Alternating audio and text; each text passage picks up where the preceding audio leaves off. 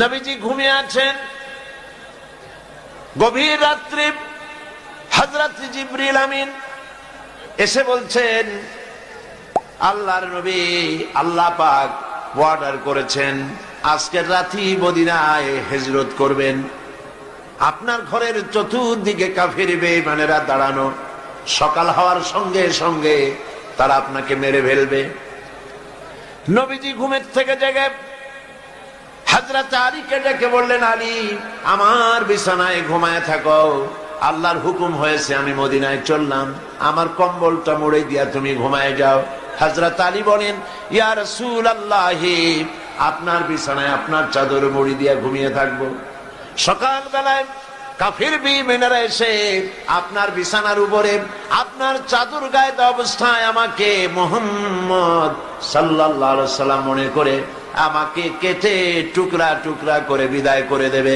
আমার মনের মধ্যে কোনো দুঃখ হবে না, কষ্ট হবে না, বরং তৃপ্তি এটাই হবে যে আমি আলীর জীবনের বিনিময়ে আল্লাহর নবী বেঁচে আছেন। নবীজি ঘরের থেকে বেরোলেন, চতুর্দিকে কাফের দাঁড়ানো, হাতে এক মুষ্টি বালু নিলেন, বালুগুলি নিক্ষেপ করলেন। কাফের দাঁড়ানো চতুর্দিকে বালু চলে গেল চতুর্দিকে, এদের চোখের মধ্যে গিয়ে ঢুকলো। কাফেররা চোখ জ্বলতে লাগলো। এই ফাঁকে আল্লাহর নবী বেরিয়ে গেলেন। কাফেররা দেখলোই না কে কখন বেরিয়ে কোথায় গেল। মহান আল্লাহ রাব্বুল আলামিন পরবর্তী সময় নবীজিকে এই কথা স্মরণ করিয়ে দিয়ে বলেছেন, ওয়ামা রামাইতা ইয রামাইতা ওয়ালাকিন্নাল্লাহা রামা। আপনি নিক্ষেপ করেন নাই, যখন আপনি নিক্ষেপ করেছিলেন আপনি শুধু বালুগুলো ছেড়ে দিয়েছিলেন, আর ওই বালুগুলো ঘরের চতুর্দিকে কাফেরদের চোখে পৌঁছাবার দায়িত্ব নিয়েছিল আল্লাহর কুদরত।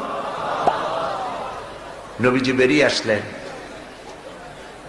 কাবা শরীফের দিকে বারবার তাকাচ্ছিলেন, আর চোখ থেকে পানি দর দর করে পড়তেছিল। বুখারী শরীফের হাদিসে এসেছে, নবীজি কাঁদতেছিলেন আর বলতেছিলেন, হে কাবা, বড় আশা ছিল তোমার খেদমত করব, তোমার পাশে থাকব, কিন্তু তোমার নিষ্ঠুর সন্তানেরা তোমার পাশে আমারে থাকতে দিল না। নবীজি হযরতে আবু বকর রাদিয়াল্লাহু তাআলা আনহুর বাড়ি গিয়ে যখন দরজায় নক করেছেন, আবু বকর বলে দরজা খুলে গেল, লাব্বাইক ওয়া সাদাইকা বলে।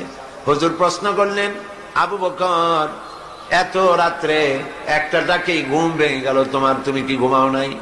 হযরত আবু বকর বলেন, ইয়া রাসূলুল্লাহ, আপনি আমাকে যখন বলেছিলেন রাতের বেলায় হিজরতের সময় আমাকে সাথে নিয়ে হিজরত করবেন, আমি মনে মনে ভেবেছি কত রাত্রে কখন নবীজি আসবেন, দরজার সামনে দাঁড়াইয়া আমারে যদি ডাকাডাকি করেন আর আমি যদি ঘুমায় থাকি নবীর সঙ্গে বেয়াদবি হয়ে যাবে।